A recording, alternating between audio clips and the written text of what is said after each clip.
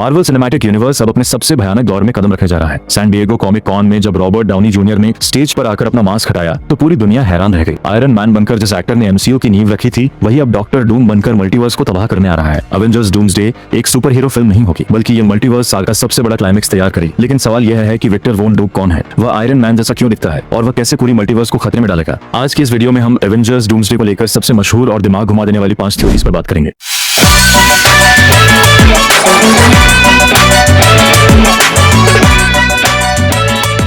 पहली थ्योरी के मुताबिक अर्थ 616 का टोनी स्टार्क तो मरेगा, लेकिन किसी दूसरे यूनिवर्स में टोनी ने कभी आयरन मैन बनने का रास्ता चुना ही नहीं। उस यूनिवर्स में टोनी की सोच डार्क हो गई। उसने टेक्नोलॉजी के साथ साथ मैजिक और सॉर्सरी को भी सीख लिया। जब उसके यूनिवर्स पर खतरा आया तो उसने दुनिया को बचाने के लिए पूरी दुनिया को अपने डिक्टेटरशिप के नीचे दबा दिया और बन गया विक्टर वॉन डूम। दूसरी सबसे बड़ी थ्योरी कॉमिक्स की famous story line Avengers secret Wars से जुड़ी है। कॉमिक्स में जब मल्टीवर्स आपस में टकराने लगता है, जिसे इंकर्शन कहा जाता है, तो इसमें यूनिवर्स नष्ट होने लगते हैं। डॉक्टर डूम इस इंकर्शन को रोकने के लिए बचे हुए यूनिवर्स के हिस्सों को जोड़कर एक नई दुनिया बनाता है, जिसे बैटल वर्ल्ड कहा जाता है, और खुद वहां का गॉड बन जाता है। एवेंजर्स डूम्सडे में हम देखेंगे कैंग द कॉन्करर के जाने के बाद मल्टीवर्स की टाइमलाइंस आपस में टकरा रही हैं। डॉक्टर डूम इस तबाही का फायदा उठाकर मल्टीवर्स की ताकत हासिल करेगा और खुद को पूरी दुनिया का प्रोटेक्टर साबित करने की कोशिश करेगा। तीसरी theory the fantastic four first steps और डॉक्टर डूम के हिस्ट्री से जुड़ी है। फैंटास्टिक फोर की मूवी 1960 की टाइमलाइन के एक अल्टरनेटिव यूनिवर्स में सेट है। थ्योरी के मुताबिक विक्टर वोन डूम उसी यूनिवर्स का होगा और वह अपनी कंट्री लैटवेरिया का किंग है। जब उसका अपना यूनिवर्स इंकर्शन की वजह से खत्म हो जाएगा तो वह फैंटास्टिक फोर को इसकी वजह मानेगा और साइंस एंड डार्क मैजिक के जरिए मल्टीवर्स में ट्रैवल करेगा। यहाँ डूम समझाता है कि अगर मल्टीवर्स को बचाना है तो सभी बची हुई टाइमलाइंस को मिटाना होगा और खुद पूरे यूनिवर्स में राज करना होगा। और यही वजह है कि एवेंजर्स डूम्सडे में फैंटास्टिक फोर की टीम और एवेंजर्स साथ मिलकर डूम को रोकने की कोशिश करेंगे। चौथी थ्योरी स्कारलेट विच यानी वांडा मैक्सिमॉफ के रिटर्न से जुड़ी है। डॉक्टर स्ट्रेंज 2 के एंडिंग में माउंट वंडागोर वान के ऊपर गिर जाता है, लेकिन वांडा की डेथ कभी स्क्रीन पर साफ नहीं दिखाई गई है। कॉमिक्स की द क्रूसेड स्टोरी लाइन में वांडा अपनी याददाश्त खो देती है और लैटवेरिया में डॉक्टर डूम के पास पहुंच जाती है। डूम वांडा के अंदर से रियलिटी अल्टरिंग मैजिक का यूज अपनी स्ट्रेंथ को कई गुना बढ़ाने के लिए करता है। डूम्सडे में यह देखा जा सकता है कि डॉक्टर डूम ही वांडा को वापस लाएगा और उसकी पावर्स का इस्तेमाल करके टाइमलाइन को अपनी मर्जी से मैनिपुलेट करेगा। पांचवी और last theory Deadpool and Wolverine में दिखाए गए एंकर बीइंग्स पर बेस है। एंकर बीइंग वह लोग होते हैं जिनके रहने से पूरी टाइमलाइन होती है। थ्योरी कहती है कि डॉक्टर डूम हर यूनिवर्स के एंकर बीइंग्स को चुन चुनकर मार रहा है ताकि वह पूरे मल्टीवर्स को सही कर सके और सब कुछ खत्म करके एक नई दुनिया बना सके। इस दौरान हमें एक्स-मैन, पुराने स्पाइडरमैन वेरिएंट्स और एमसीयू के नए एवेंजर्स एक साथ आते दिख सकते हैं। ये लड़ाई सिर्फ एक यूनिवर्स को बचाने के लिए नहीं है, बल्कि एग्जिस्टेंस को बचाने के लिए होगी। एवेंजर्स डूम्सडे मार्वल के हिस्ट्री की सबसे इंपॉर्टेंट मूवी होने वाली है। रूसो ब्रदर्स की वापसी और रॉबर्ट डाउनी जूनियर का डॉक्टर डूम बनना इस बात का सबूत है कि मार्वल थानोस से भी बड़ा विलेन ऑडियंस को देने वाला है। वहीं अगर तुम्हें ये सारी थियरीज पसंद आई हो तो वीडियो को लाइक करके चैनल को सब्सक्राइब कर देना। तो मिलते हैं नेक्स्ट वीडियो में।